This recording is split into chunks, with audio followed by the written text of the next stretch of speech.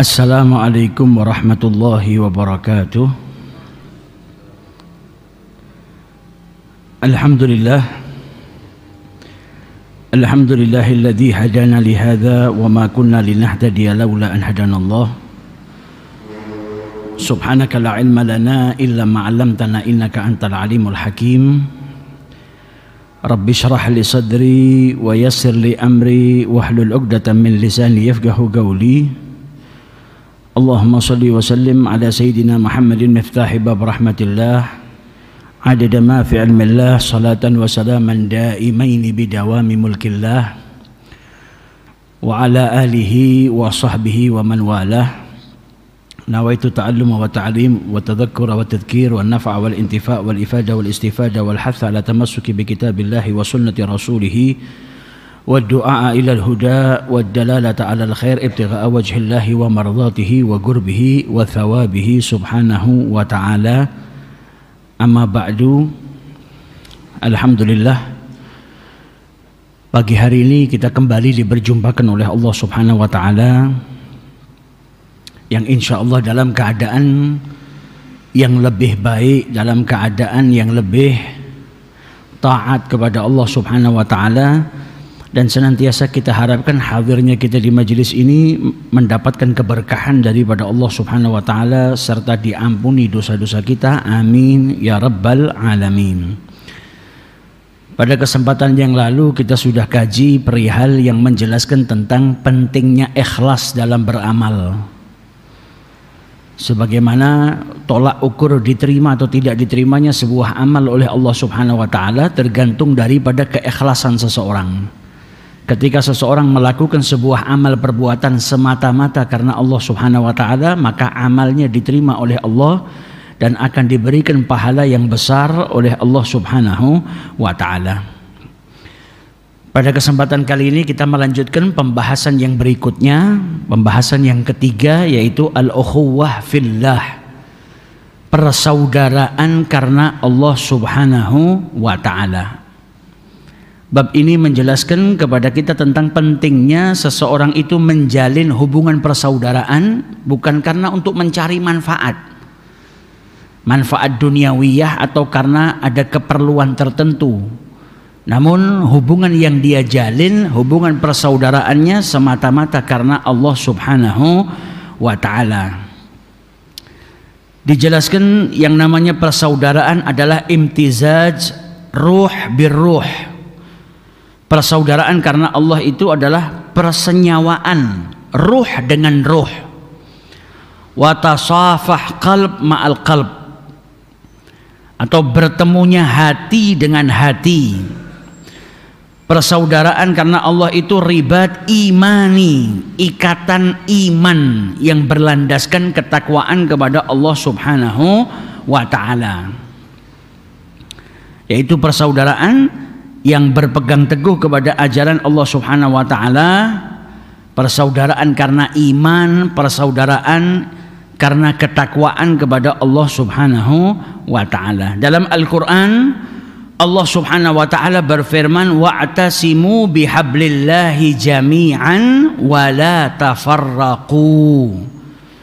Berpeganglah kamu semuanya kepada tali. Tali di sini yang dimaksud adalah agama Allah Subhanahu wa Ta'ala. Dan janganlah kamu bercerai-berai. Jadi kita diperintahkan oleh Allah Subhanahu wa Ta'ala untuk bersatu, berpegang teguh dalam ajaran Allah Subhanahu wa Ta'ala, dan jangan sampai kita itu bercerai-berai. Wadkuru ni'matallahi 'alaikum idz kuntum a'daan fa'allafa baina qulubikum. Dan kemudian diperintahkan oleh Allah akan nikmat yang Allah berikan kepada mereka. Ketika mereka di masa jahiliyah mereka saling bermusuh-musuhan, kemudian Allah mempersatukan mereka. Karena dulu ketika mereka baru masuk dalam ajarannya Rasul sallallahu alaihi wasallam, maka mereka ini sering berperang, bermusuhan satu dengan yang lainnya. Ketika mereka sudah beriman, masuk ke dalam ajarannya Rasul sallallahu alaihi wasallam, maka itu sebuah kenikmatan. Apa yang tadinya bercerai-berai disatukan. Karena apa? Karena iman. Dan itu sebuah kenikmatan yang besar yang Allah berikan kepada kepada hambanya. Dipersatukan oleh Allah Subhanahu wa taala. Jangan yang sudah dipersatukan sama Allah Subhanahu wa taala kita justru malah merusaknya. Kita ini sudah dipersatukan sama Allah, bersaudara satu dengan yang lainnya. Di bawah apa? Di bawah ajarannya Nabi besar Muhammad SAW. Jadi ayat ini memerintahkan kita untuk apa? Berpegang teguh kepada ajaran Allah Subhanahu wa taala dan jangan pernah kita bercerai-berai. Dalam ayat yang lain Allah Subhanahu wa taala berfirman, "Wa naza'na ma fi sudurihim min ghillin." Dan kami lenyapkan, kata Allah Subhanahu wa taala, segala rasa dendam yang berada di dalam hati mereka. Ikhwanan ala sururin mutaqabilin. Sedang mereka merasa bersaudara, duduk berhadap-hadapan di atas dipan-dipan. Innamal mu'minuna ikhwah. Dalam ayat yang lain Allah berfirman, innamal mu'minuna ikhwah. Sesungguhnya orang-orang mukmin itu adalah bersaudara. Fa aslihu baina akhwaikum. Oleh karena itu damaikanlah antara kedua saudaramu. Wattaqullaha la'allakum turhamun. Dan bertakwalah kepada Allah Subhanahu wa taala supaya kamu mendapatkan rahmat daripada Allah Subhanahu wa taala. Mukmin yang satu dengan mukmin yang lain itu saudara. Sudah ini dipatenkan sama Allah Subhanahu wa taala. Kita dengan saudara-saudara kita beriman itu saudara. Kalau saudara ya jangan terpecah belah. Kalau saudara jangan sampai kita itu bercerai-berai. Karena kita dipersaudarakan dalam ajaran yang dibawa oleh Rasulullah sallallahu alaihi wasallam. Dan dalam ayat yang lain, walladzina ja'u min ba'dihim yaquluna rabbana ighfir lana wa li ikhwanina alladzina sabaquna bil iman. Wala taj'al fi qulubina ghillan lil ladzina amanu rabbana innaka raufur rahim. Yaitu orang-orang yang datang setelah mereka, sesudah mereka itu sesudah muhajir dan ansar, mereka berdoa, ya Rabb, beri ampunlah kami dan saudara-saudara kami yang telah beriman lebih dahulu dari kami, dan janganlah engkau membiarkan kedengkian dalam hati kami terhadap orang-orang yang beriman. Jadi doanya kita tuh harusnya apa? Minta sama Allah agar tidak memiliki rasa dengki kepada siapa? Orang-orang yang beriman kepada Allah Subhanahu wa ta'ala. Karena kalau kita diperintahkan bersatu, ya kita nggak boleh menzalimi orang tersebut. Kalau kita diperintahkan bersatu berarti kita nggak boleh iri, nggak boleh dengki. Karena kita bersaudara. Ada salah seorang ulama yang mengumpulkan ayat-ayat yang di situ memerintahkan kita atau menjadi sumber daripada persatuan umat Islam. Termasuk ayat ini, innamal mu'minuna ikhwah wa'tasimu dari bihablillahi jami'an wa la tafarraqu. Kemudian hadis-hadisnya Nabi, innamal mu'minuna al-mu'min al-muslim akhul muslim. Kemudian hadisnya Nabi SAW yang mengatakan, la yu'minu ahadukum hatta yuhibba li akhihi ma yuhibbu li nafsihi. Mencintai untuk saudaranya sebagaimana dia mencintai untuk dirinya sendiri, dan hadis-hadis yang banyak. Jadi kita itu diperintahkan oleh Allah Subhanahu wa taala untuk bersatu, jangan terpecah belah.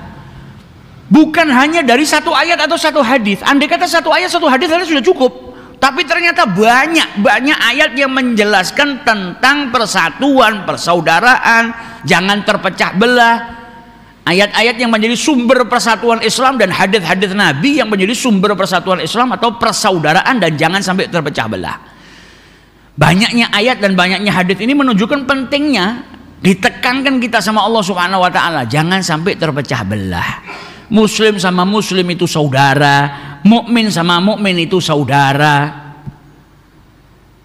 Nah, semoga Allah Subhanahu wa taala bisa memberikan kemudahan kita mengamalkan apa yang diperintahkan oleh Allah Subhanahu wa taala dan apa yang diajarkan oleh Nabi besar Muhammad sallallahu alaihi wasallam. Walaupun mungkin masih banyak saudara kita yang terpecah belah, tapi minimal kita yang paham tentang ayat-ayat ini, yang paham tentang sabda-sabdanya Rasulullah, mulai mengamalkan untuk tidak apa? Tidak memutus hubungan dengan saudara atau menjadi penyebab terpecah belahnya persaudaraan. Jangan sampai. Tapi justru kalau bisa kita menjadi orang yang fa aslihu baina akhwaikum, yang mempersaudaraan. Kalau ada yang bertengkar, kalau ada yang berbuat buruk satu dengan yang lain, kita berusaha untuk menyatukannya. Dengan niatan apa? Mengerjakan apa yang diperintahkan oleh Nabi besar Muhammad sallallahu alaihi wasallam. Dalam hadis Nabi SAW bersabda, al-muslim akhul muslim, muslim itu saudara bagi muslim yang lainnya, la yadhlimuhu wa la yuslimuhu, wa man kana fi hajati akhihi kana Allahu fi hajatihi, wa man farraja an muslimin kurbatan farrajallahu anhu kurbatan min kurabati yaumil qiyamah, wa man satara musliman satarahullahu yaumal qiyamah. Hadis ini diriwayatkan oleh Al-Imam Al-Bukhari dalam sahihnya. Dijelaskan oleh para ulama bahwasanya Islam ini mempersatukan satu dengan yang lainnya. Muslim yang satu dengan muslim yang lain itu dipersaudarakan oleh Allah Subhanahu wa taala sebagaimana sabdanya Rasul tadi, al-muslim akhul muslim. Muslim itu saudara bagi muslim yang lainnya. Dalam hadis ini Nabi SAW mengabarkan kepada kita bima yanbaghi an yakuna alaihil muslim tujaha akhihil muslim. Sesuatu yang diperlukan bagi seorang muslim di hadapan saudara muslim yang lainnya, yaitu menjadikan dia sebagai saudara. Dan ada perkara-perkara yang dijelaskan dalam hadis ini oleh Rasulullah. Kau seorang muslim, ketika kau bermuamalah, berhubungan dengan muslim yang lainnya, apa sih yang harus kau lakukan? Dan apa yang harus kau jauhi daripada sifat-sifat yang enggak baik? Maka dijelaskan oleh Rasulullah SAW, mau ini muslimnya derajatnya lebih rendah dari dirimu, kau orang yang merdeka dan dia hamba sahaya sekalipun, tetap kau harus terapkan. Karena status itu enggak dipandang sama Allah Subhanahu wa taala. Tolak ukur manusia itu di hadapan Allah dari segi apa? Ketakwaannya. Yang paling mulia di antara kalian adalah yang paling bertakwa di antara kalian kepada Allah Subhanahu wa taala. Inna akramakum indallahi atqakum. Mau dia saudaramu itu budak sekalipun atau derajatnya rendah sekalipun, kau harus menerapkan apa yang diajarkan oleh Nabi besar Muhammad SAW. Nah, dulu orang-orang jahiliyah nggak mau kumpul sama budak aja, nggak mau kumpul sama orang yang nasabnya lebih rendah dari dirinya, nggak mau. Tapi Nabi datang dibasmi itu semua sama Nabi Muhammad, sehingga para sahabat Nabi yang masuk Islam ya kumpul dengan apa? Mantan-mantan budak, kumpul dengan mereka orang-orang yang derajatnya di mata manusia rendah, makan bareng sama mereka. Nabi pun duduk sama mereka. Siapa yang ngalahkan derajatnya Nabi Muhammad? Paling tinggi derajatnya Nabi. Nabi ini duduk sama fakir miskin, makan sama fakir miskin, duduk sama fakir miskin. Karena persaudaraan yang ada dan yang dibawa oleh Nabi besar Muhammad sallallahu alaihi wasallam. Nah, sikap kita di hadapan muslim lainnya apa? La yadhlimuhu, tidak mendoliminya. Muslim yang lainnya kau kenal enggak kau kenal, yang penting dia muslim. Kau dari Solo, mungkin dia dari Jakarta, kau tidak kenal, tetap dia saudaramu seagama. Jangan pernah kau zalimi. Jangan pernah kita menzalimi saudara kita. Fa innallaha subhanahu harrama qalilaz zulmi wa katsirahu. Sesungguhnya Allah Subhanahu wa taala itu mengharamkan kita berbuat zalim. Mau itu sedikit, mau itu banyak. Perbuatan zalim itu hukumnya haram, dilarang oleh Allah Subhanahu wa taala. Dan setiap perbuatan zalim itu mendatangkan apa? Murkanya Allah. Dan tidak cukup kau cuma minta maafnya sama Allah.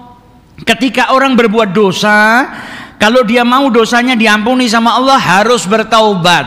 Tapi kalau urusannya sama manusia, selain bertaubat kepada Allah, kau harus minta ridhonya orang tersebut. Kalau enggak, tetap dituntut nanti di akhirat. Jangan sampai kau menjadi orang yang muflis, orang yang bangkrut. Siapa orang yang bangkrut? Nabi Muhammad tanya kepada para sahabatnya, kalian tahu tidak siapa orang-orang yang bangkrut? Para sahabat tahunya bangkrut saat itu yang nggak punya harta. Al-muflisu fina man lam yamliku dirhaman wala dinaran. Orang yang muflis, orang yang bangkrut itu nggak punya uang, nggak punya dinar, nggak punya dirham. Kalau zaman kita nggak punya rupiah, rumah nggak punya, kerja nggak punya, uangnya nggak punya. Kata Nabi Muhammad, bukan. Muflis itu orang yang nanti datang di hari kiamat, semasa hidupnya ya dia sholat, ya dia puasa, di buku catatan amalnya ada pahalanya sholat, ada pahalanya puasa, ngerjakan apa yang diperintah oleh Allah. Tapi di buku catatan amalnya juga terdapat perbuatan-perbuatan zalim yang dia lakukan kepada orang lain. Pernah numpahkan darahnya orang, pernah mukul orang, pernah berbuat yang sifatnya mendolimi orang lain. Akhirnya apa? Pahalanya sama Allah diberikan kepada orang-orang yang dia zalimi semasa hidupnya. Dan kalau masih ada orang yang tidak dapat jatah pahalanya karena habis dibagi-bagikan kepada orang-orang yang pernah dia zalimi, maka dosanya orang yang dizalimi tadi sama Allah diambil diberikan kepada dirinya, wa'iyadzubillah. Sudah pahalanya habis, yang tersisa cuma dosa ketambahan dosanya orang lain. Karena apa? Karena perbuatan zalim yang dia lakukan. Jadi muslim yang satu dengan muslim yang lain adalah bersaudara. Jangan sampai kau berbuat zalim kepada saudaramu. Kemudian wala yuslimuhu wa fil waqti nafsihi la yatrukuhu ila dzulmi duna an yu'inahu. Jangan sampai kau biarkan saudaramu itu terzalimi juga. Kau tidak menzalimi dan jangan biarkan saudaramu itu dizalimi.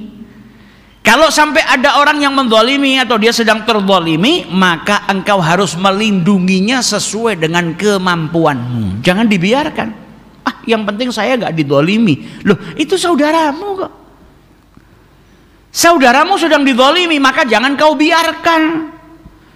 Maka kau harus melindunginya sesuai dengan kemampuanmu. Jangan kau biarkan mereka itu terzalimi. Makanya salah satu contoh ketika ada orang Islam yang dizalimi, maka yang lain semuanya tidak terima. Karena apa? Karena itu ajaran yang diajarkan oleh Nabi Muhammad. Kita nggak boleh membiarkan saudara-saudara kita itu dizalimi. Yang ada kita harus memberikan perlindungan, berusaha semampu kita agar mereka itu tidak terzalimi. Dengan apapun yang bisa, yang kau bisa lakukan. Kalau tidak bisa melakukan apa-apa, minimal dengan apa? Dengan doamu. Untuk menembus langit-langitnya Allah, berdoa, ya Rabb, saudara-saudara saya saat ini sedang dizalimi, saya tidak mampu melindungi mereka, baik dengan diri saya atau dengan harta saya tidak mampu, tapi saya punya doa ya Rabb. Dan setiap muslim punya harapan dalam doanya diijabahi sama Allah Subhanahu wa taala. Maka tolong jauhkanlah mereka daripada perbuatan-perbuatan zalim orang yang saat ini menzalimi mereka. Doakan. Bisa dengan yang lainnya, kau lakukan dengan yang lainnya. Yang terpenting kau tidak membiarkan saudaramu dizalimi, kecuali di situ kau ada upaya untuk menjaga mereka atau menuntaskan mereka dari perbuatan zalim yang saat itu sedang menimpa mereka. Kemudian dilanjutkan oleh Rasulullah sallallahu alaihi wasallam dalam hadisnya, man kana fi hajati akhihi, barang siapa yang membantu hajat saudaranya, kanallahu fi hajatihi, maka Allah akan membantu hajatnya. Nabi Muhammad dalam hadisnya ini menjelaskan kepada kita, man sa'a fi qada'i hajati akhihil muslim, siapa yang berjalan untuk membantu hajat saudara muslimnya, a'anahullahu ta'ala wa sahhala alaihi qada'a hajatihi, maka dia akan dibantu oleh Allah dan dipermudah oleh Allah Subhanahu wa taala untuk mendapatkan hajatnya. Luar biasa kan? Jadi ketika kita bantu orang lain untuk mendapatkan hajat yang dia inginkan, imbalannya dari Allah apa? Hajatmu dibantu sama Allah, hajatmu dipermudah oleh Allah Subhanahu wa taala untuk sampai kepada dirimu. Jadi kalau kita sedang membantu saudara kita, nggak usah pikirkan imbalan daripada orang tersebut. Kalau kita mikirkan imbalan, akhirnya kebaikan kita berhenti. Kita kalau melakukan sebuah kebaikan, agar hanya orang tersebut membalas kebaikan kita dengan kebaikan, berarti kita melakukannya bukan karena Allah, nggak ikhlas. Kalau nggak ikhlas, nggak datangkan pahala. Tapi kalau kita melakukannya semata-mata karena Allah Subhanahu wa taala, apa yang kita lakukan mendatangkan ganjaran dari Allah. Yang kedua, dapat imbalan yang istimewa. Imbalannya apa? Imbalannya hajatmu dimudahkan oleh Allah. Imbalannya apa? Allah yang turun tangan sendiri membantu hajatmu. Bukan orang lain, bukan manusia. Walaupun nanti perantaranya manusia. Allah yang memberikan asbab terkabulnya hajatmu. Tapi kan ini imbalan yang luar biasa. Karena orang itu kalau melakukan sesuatu hanya karena untuk orang lain, kalau dia tidak mendapatkan sesuai dengan harapannya, dia akan berhenti. Misal, kita berbuat baik kepada tetangga, tujuannya apa? Supaya tetangga berbuat baik kepada diri kita. Aku apik karo tonggo, ben tonggoku ke apik karo aku. Nah, seandainya kita berbuat baik sama tetangga tadi, ternyata nggak dibalas dengan kebaikan, ternyata tetangga kita acuh, nggak peduli, atau bahkan tetangga kita berbuat buruk kepada kita, berhenti. Karena apa? Tujuan kita berbuat baik supaya tonggo kuwi apik. Ketika nggak dapatkan hajatnya, berhenti dia. Sebaliknya, kenapa kau berbuat baik kepada tetanggamu? Karena diperintahkan oleh Rasulullah SAW.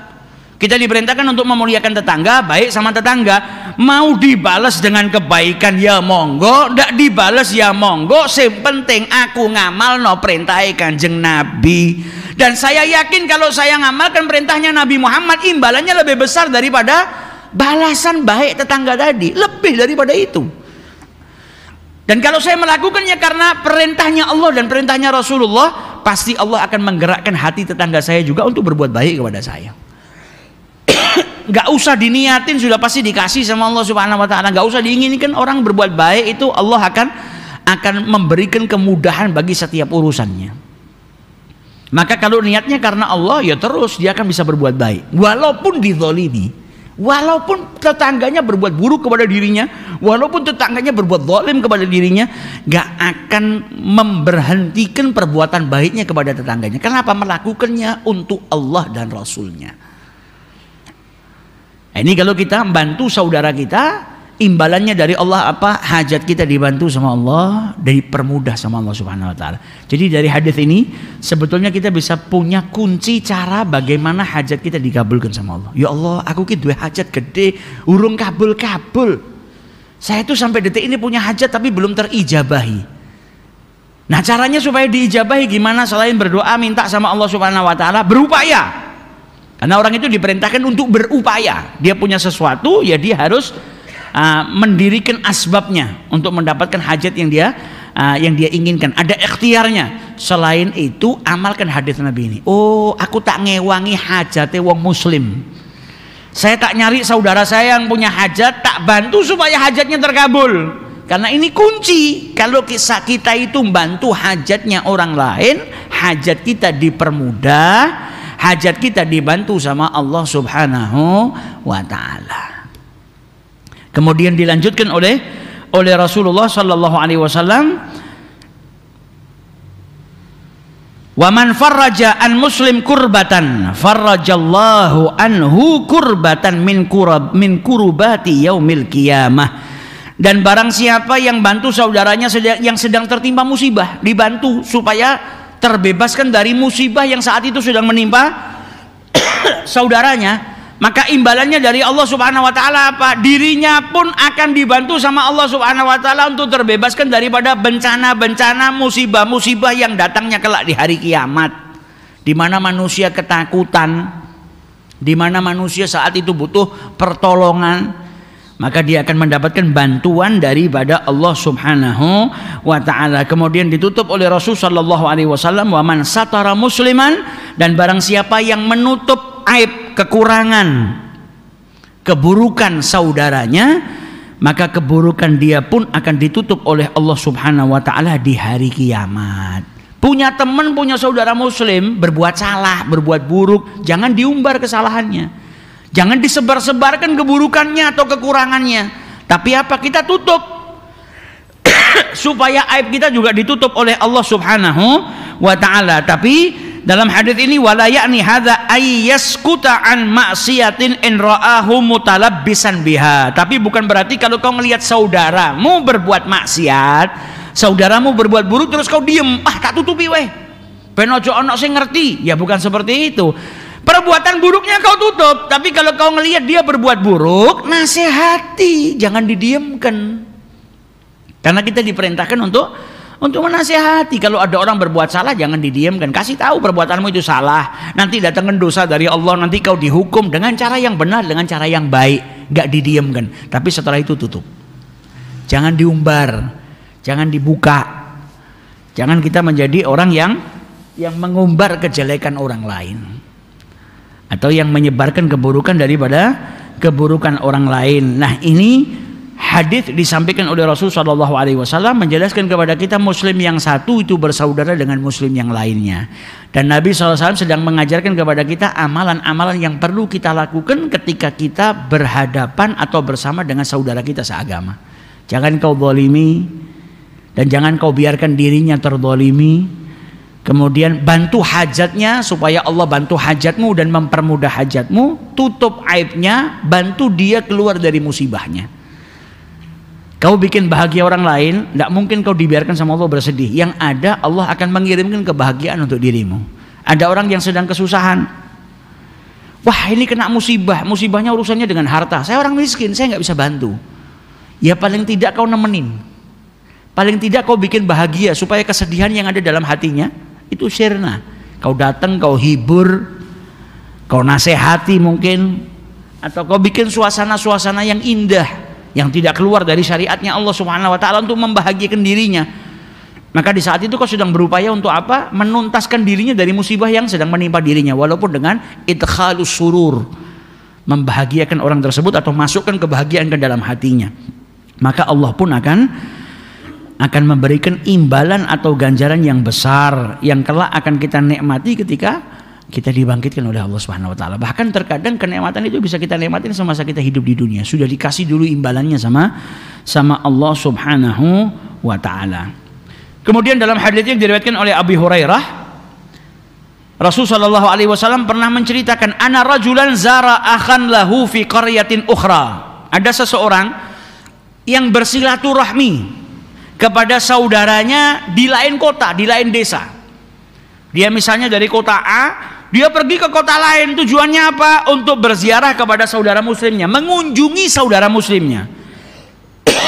Fa arsadallahu lahu ala madrajatihi malakan. Maka Allah mengutus malaikat menjaga dirinya selama perjalanan. Falamma ata alaihi qala aina turid. Kemudian malaikat itu bertanya kepada orang tersebut, kau ini mau kemana? Malaikat turun dengan sosok manusia. Bisa enggak? Ya bisa. Bahkan hadis Jibril itu turun di hadapan para sahabat kan, dilihat sama para sahabat dengan sosok manusia. Datang kepada Nabi Muhammad, tanya tentang apa itu Islam, apa itu iman, apa itu ihsan. Duduk di hadapan Nabi Muhammad seperti manusia, duduk dengan pakaian yang putih, pakaian yang bersih. Setelah itu meninggalkan Nabi Muhammad tanya sama para sahabatnya, kalian tahu nggak tadi siapa yang datang? Yang datang itu Jibril, atakum yu'allimakum dinakum. Jibril datang kepada kalian untuk mengajarkan kepada kalian agama kalian. Dengan pertanyaannya tadi tujuannya mengajarkan. Dia bertanya, Nabi menjawab, para sahabat tahu. Nah ini malaikat diturunkan sama Allah Subhanahu wa taala nemuin orang tadi yang pergi ke kota lain untuk bersilaturahmi kepada saudaranya. Ditanya sama malaikat, aina turid? Qala uridu akhan li fi hadhil qaryah. Kamu kemana? Saya mau silaturahmi ke saudara saya punya saudara di kampung ini. Qala halaka alaihi min ni'matin tarubbuha. Kau datang ke sini itu ada perkara-perkara yang memang ada manfaatnya buat dirimu, atau kok sampai keluar dari kota jalan ke kota lain untuk ketemu sama saudara, ini ada sesuatu apa? Maka dikatakan sama orang tersebut, lah, nggak ada sesuatu. Ghaira anni ahbabtuhu fillah. Nggak ada sesuatu kecuali apa? Aku mencintainya karena Allah. Yang bikin saya datang ke sini ya karena saya cinta sama orang tersebut karena Allah Subhanahu wa taala. Nggak ada kepentingan dunia, bukan mau minjem duit, bukan mau cari harta, bukan mau cari manfaat. Nggak, saya cinta karena Allah Subhanahu wa taala. Maka malaikat tersebut berkata, "Qala fa inni rasulullahi ilaika." Aku itu adalah utusannya Allah Subhanahu wa taala. Saya diutus sama Allah Subhanahu wa taala. Saya ini malaikat yang diutus sama Allah Subhanahu wa taala kepada dirimu. Bi annallaha qad ahabbaka kama ahbabtahu fi. Sesungguhnya Allah Subhanahu wa taala itu mencintaimu sebagaimana engkau mencintai saudaramu. Jadi panjenengan kalau punya saudara yang dicintai karena Allah, ketika jenengan silaturahmi ke sana, bukan berarti amalnya itu tidak manfaat, sangat bermanfaat. Bisa mendatangkan cintanya Allah. Orang yang mencintai karena Allah mendatangkan cintanya Allah Subhanahu wa taala. Di hari kiamat nanti ada 7 golongan yang mendapatkan naungan daripada Allah Subhanahu wa taala. Salah satunya apa? Yang saling mencintai karena Allah Subhanahu wa ta'ala. Cintanya bukan karena ghardud dunia. Kenapa kau cinta sama dia? Aku nek butuh duit diutangi. Aku nek butuh apa-apa ki wong sing ngewangi aku nomor 1. Pertama kali ngewangi. Lah ini cintamu karena sesuatu, bukan karena Allah. Tapi ketika cintamu karena Allah Subhanahu wa taala, itu semua nanti akan dikasih sama Allah. Enggak perlu bingung kau sedang melaksanakan apa yang diperintahkan oleh Allah, berarti banyak pintu kebaikan yang Allah akan bukakan kepada dirimu. Kau sedang melaksanakan perintahnya Allah, berarti kau sedang bertakwa. Orang yang bertakwa itu apa? Ya ja'allahu makhraja. Punya masalah, Allah yang nyarikan jalan keluar. Wa yarzuqhu min haitsu la yahtasib. Maka sucikan niatmu. Tidak mencintai orang lain kecuali semata-mata karena Allah Subhanahu wa taala. Silaturahmi, datengin orang karena cinta kepada Allah.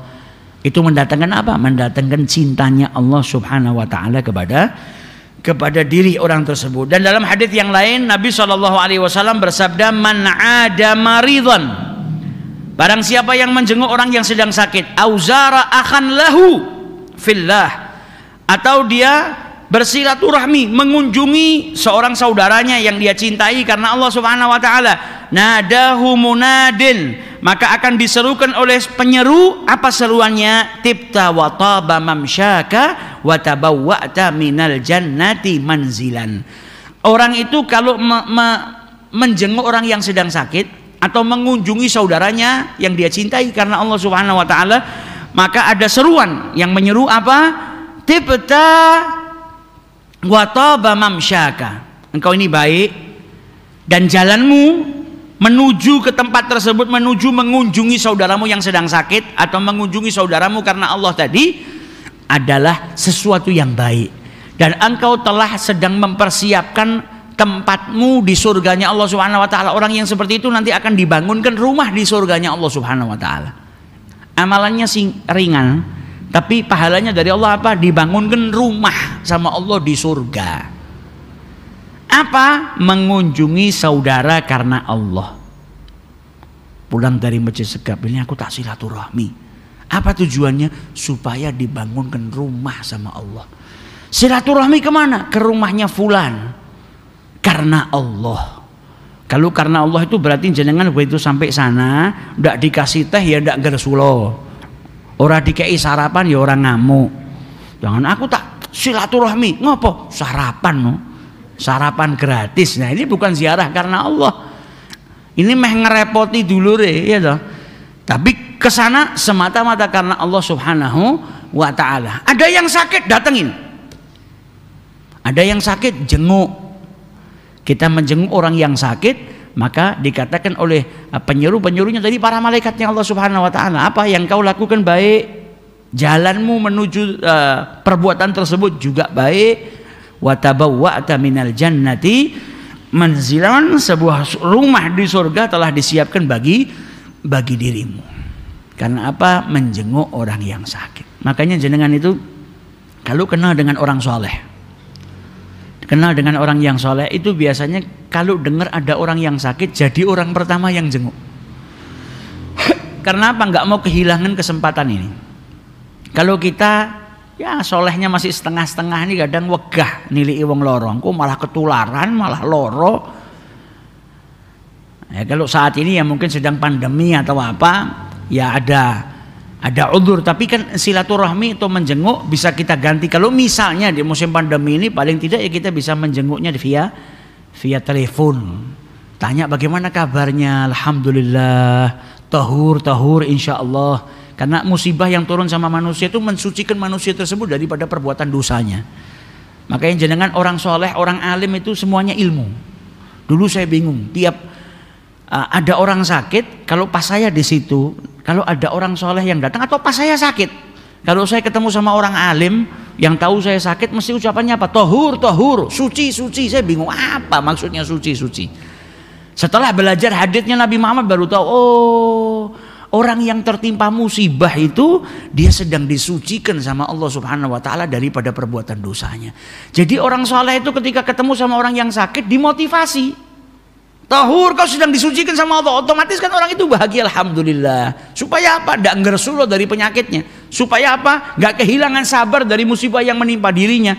Maka ketika ada ucapan yang baik-baik, yang ada buka pikirannya, buka hatinya, akhirnya gak berontak atas musibah yang Allah turunkan kepada dirinya. Yang ada apa? Malah termotivasi, alhamdulillah saya ini sedang disucikan sama Allah Ta'ala.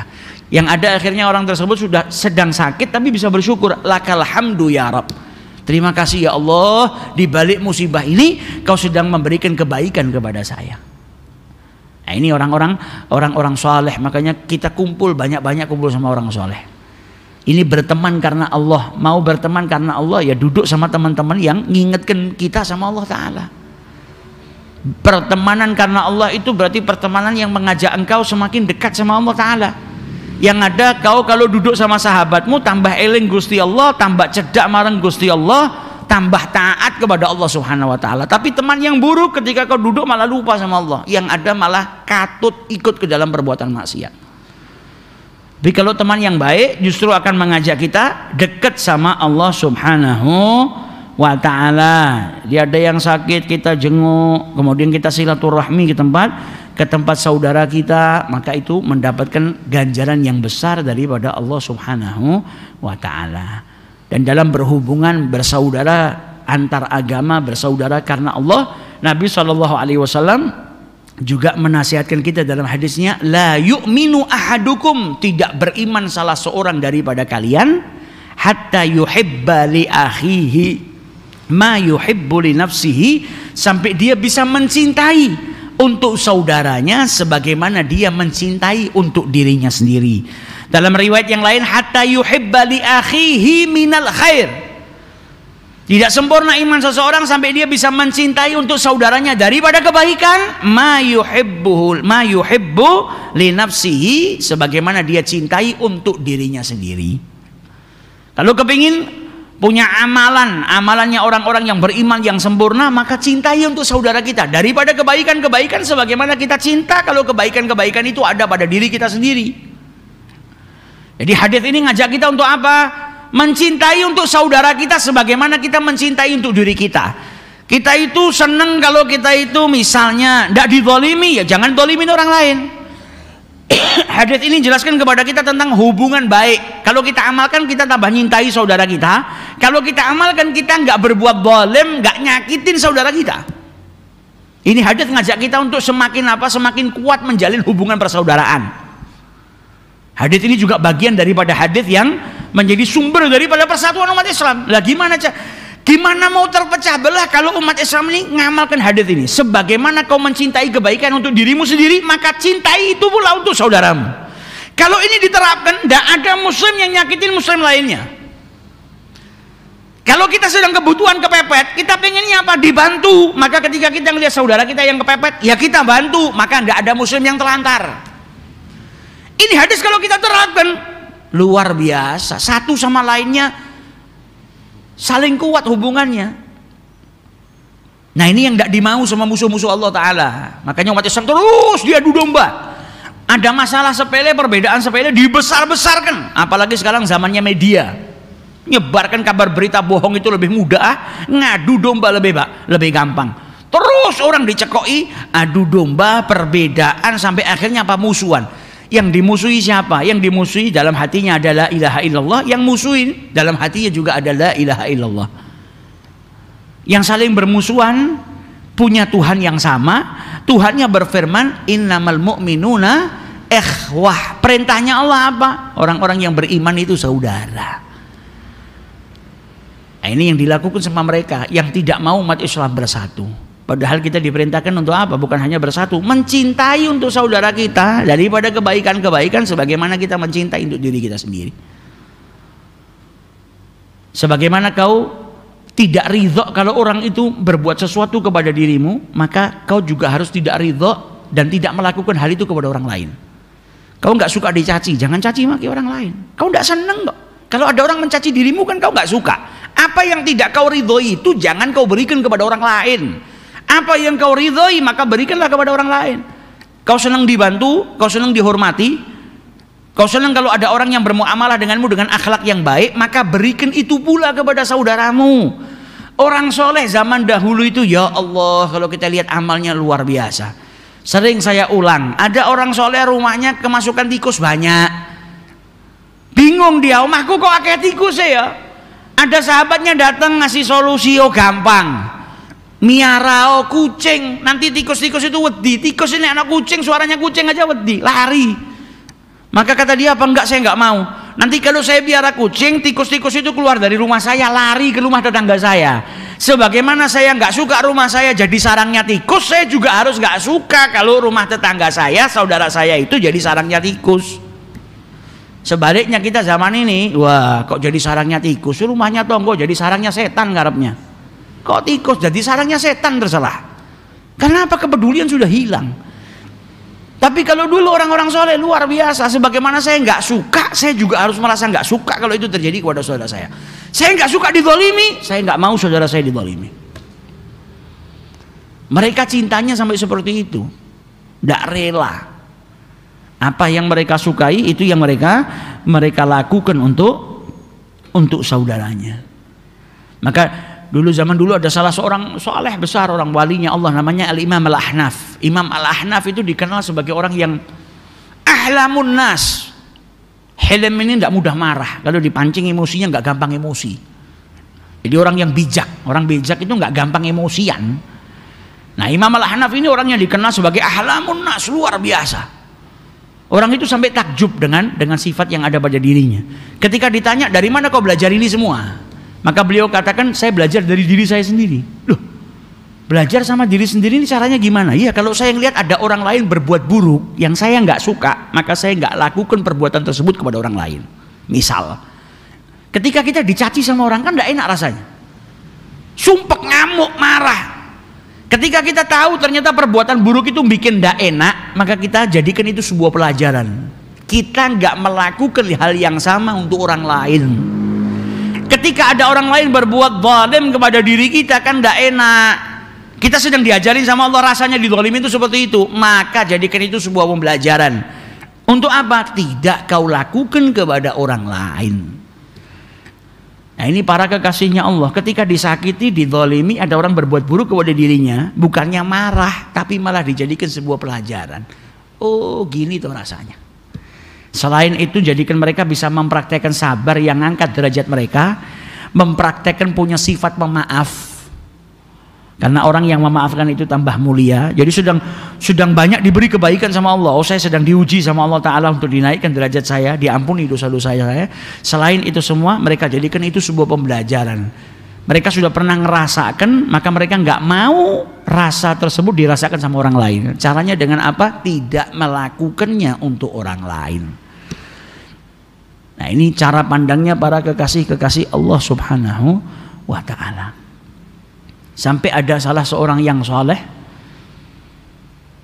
kalau tidak salah Habib Muhammad bin Abdullah Al-Haddar, pernah diceritakan sama Habib Umar bin Hafid, gurunya Habib Umar, Habib Muhammad Al-Haddar ini pernah pulang dari suatu pengajian, baru selesai dari ngaji, pulang ketemu sama orang, dimaki-maki dirinya, dimaki-maki sama orang. Setelah dimaki-maki beliau tinggal pulang. Sampai di rumah nyesel. Nyesel kenapa? Nyesel karena baru maafkan secara totalitas itu baru di rumah. Jadi waktu dicaci maki, beliau punya sifat hilm, nggak mudah tersinggung terus marah, enggak, sabar, bijak dalam menghadapi situasi seperti itu. Tapi nggak langsung memaafkan. Ketika pulang ke rumah baru dimaafkan. Kenapa ada jeda? Padahal pulang ke rumah ya, dari masjid ke rumahnya dekat, cuma sebentar. Tapi beliau menyesal kenapa? Kenapa enggak saat itu juga ketika orang itu maki-maki saya langsung maafkan. Nah, ini keadaannya orang soleh luar biasa. Kita belum bisa, tapi paling tidak bisa nyentuh sedikit lah.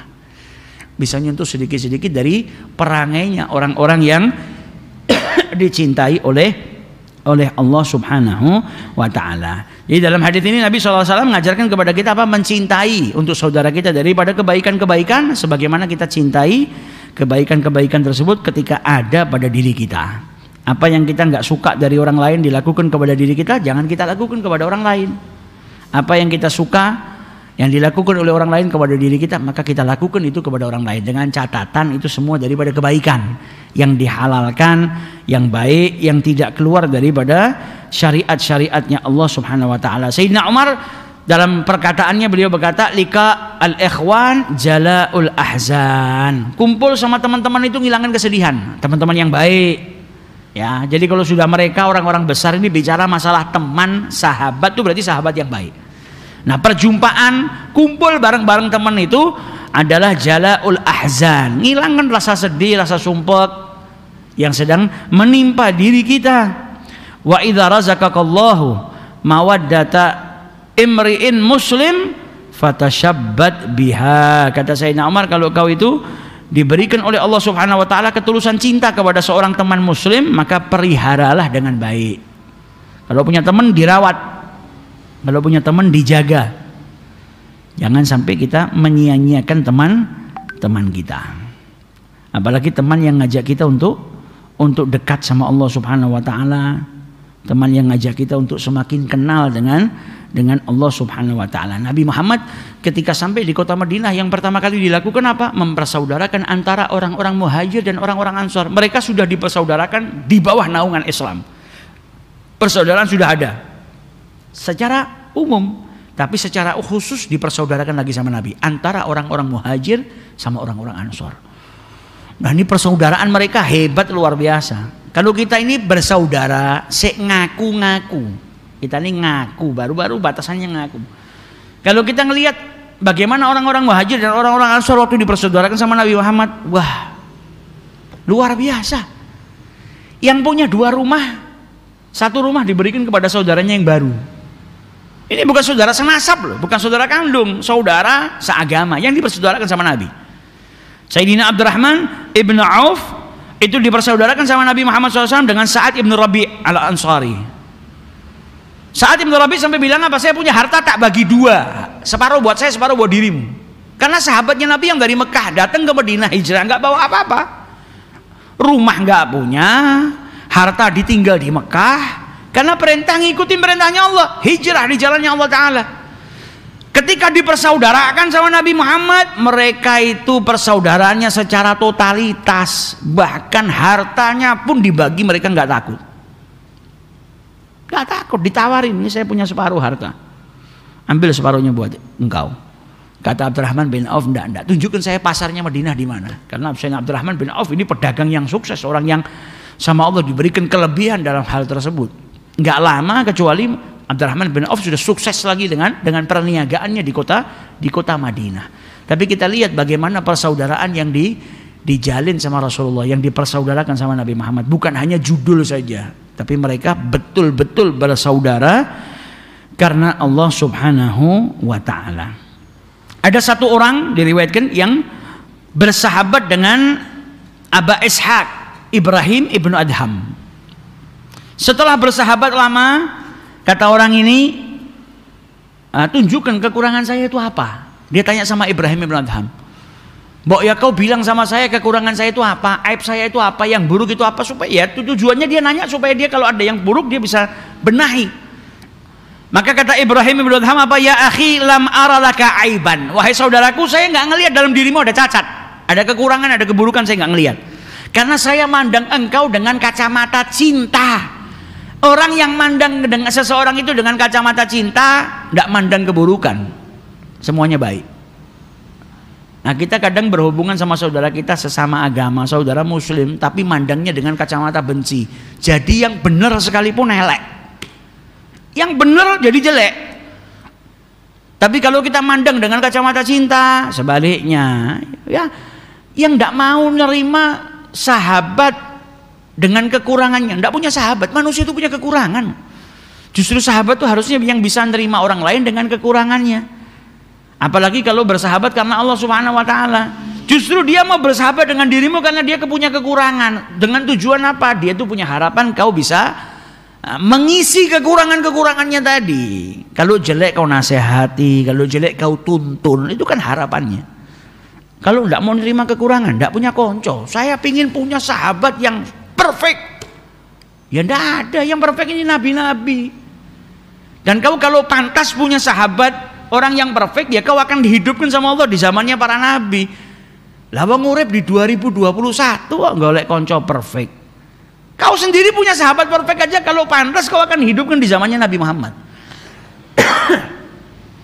Makanya kata Syekh Ali Jum'ah ketika ditanya, andai kata engkau itu berada di zamannya Rasulullah, apa yang kau lakukan? Sembunyi. Karena saya ngerasa nggak pantas. Kenapa kau nggak pantas? Ya nggak pantas. Kalau saya pantas hidup di zaman itu, saya akan dihidupkan sama Allah di zaman itu. Karena saya nggak pantas hidup di zaman itu. Malu saya ketemu sama Rasulullah SAW. Bukan tidak mau, tapi di sini menunjukkan bagaimana rendah hatinya yang luar biasa. Nah, kita kalau mau cari sahabat seperti Umar bin Khattab, ya harusnya kita hidup di zaman itu. Tapi karena kita nggak dihidupkan di zaman itu, berarti kita nggak. Ya kita sendiri banyak kekurangan. Mau sempurna tapi kitanya nggak menyempurnakan diri kita. Ya sudah, manusia itu punya kekurangan, punya kelebihan, satu sama lain saling melengkapi. Bersaudara karena Allah Subhanahu wa taala. Bahkan diriwayatkan anna khalifan amara bi dharbi riqab thalatha minas salihin. Ada seorang penguasa yang memerintahkan ada 3 orang soleh dihukum mati. 3 orang soleh. Ada satu penguasa yang zalim merintahkan supaya 3 orang soleh itu dihukum mati, penggal lehernya. Salah satu daripada 3 orang soleh tadi ada Abul Husain An-Nuri. Kata Abul Husain An-Nuri apa? Yang dieksekusi pertama saya aja.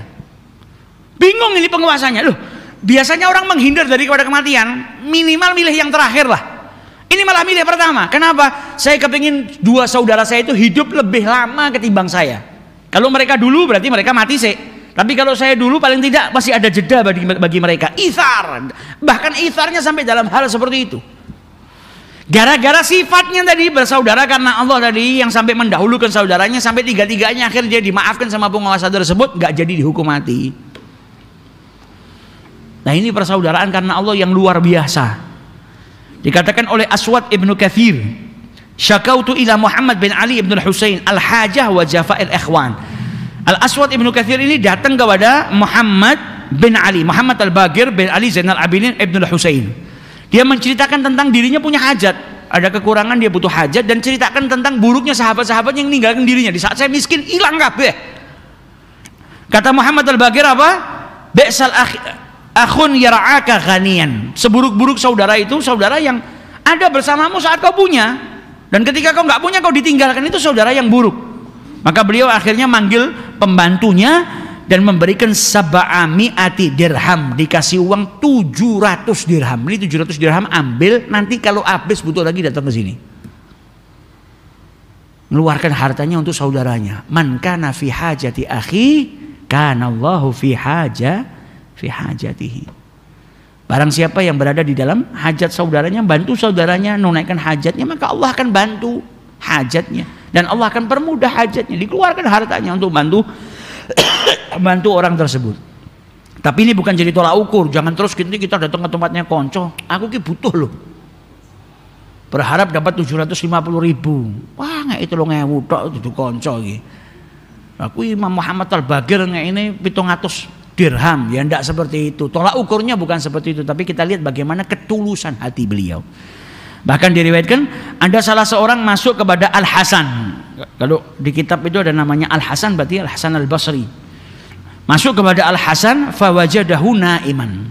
Maka Imam Hasan Al-Basri sedang tidur, dan di samping tempat tidurnya ada tempat, di situ ada buah-buahannya. Maka orang itu pelan-pelan ngambil buah, dikupas, terus dimakan. Pelan-pelan Imam Hasan Al-Basri tidur. Diambil buahnya, dikupas, dimakan. Ketika makan Imam Hasan Al-Basri bangun. Dilihat sebelahnya ada orang masih makan buah miliknya. Dikupas tidak pakai izin. Maka beliau berkata apa? Rahimakallah, semoga Allah merahmatimu. Wallahi hadza fi'lul ikhwan. Ini yang dilakukan sama saudara. Saudara itu tidak saling canggung. Jadi tidak dimarahin. Yang namanya saudara ini, kau yang anggap aku saudara. Tidak perlu canggung, makan sudah. Apa yang jadi milik saya itu boleh kau makan. Kalau kita bangun tidur ndelok sego bungkusan dimangan karo kanca, utek nang ndi? Wah, malah miso-miso. Orang diutek-utekkan, orang dihabiskan. Dalah cuma makanan. Malah akhirnya kita melakukan hal-hal yang tidak baik. Tapi lihat Imam Hasan Al-Basri. Ya bukan berarti terus ini ngajarkan kita untuk berbuat sesuatu tanpa izin. Nah, ini kita lihat akhlaknya Imam Hasan Al-Basri. Ya kita kalau mau punya seseorang ya minta izin. Tapi ketika ada seseorang yang mungkin ya ngambil hal yang sepele, maka tidak perlu kita bentak. Kita contoh Imam Hasan Al-Basri tadi, cuma buah kok. Hadza fi'lul ikhwan. Ini yang dilakukan sama saudara, maka tidak apa-apa. Tidak diusir, tidak dimarahin. Nah, ini akhlaknya orang-orang yang saling mencintai karena Allah Subhanahu wa ta'ala. Semoga Allah Subhanahu wa ta'ala mempersaudarakan kita karena Allah dan kelak kita dibangkitkan oleh Allah Subhanahu wa taala, dinaungi oleh Allah Subhanahu wa taala di hari yang tidak ada naungan kecuali naungan Allah. Karena apa? Kita saling mencintai karena Allah Subhanahu wa taala. Wallahu a'lam.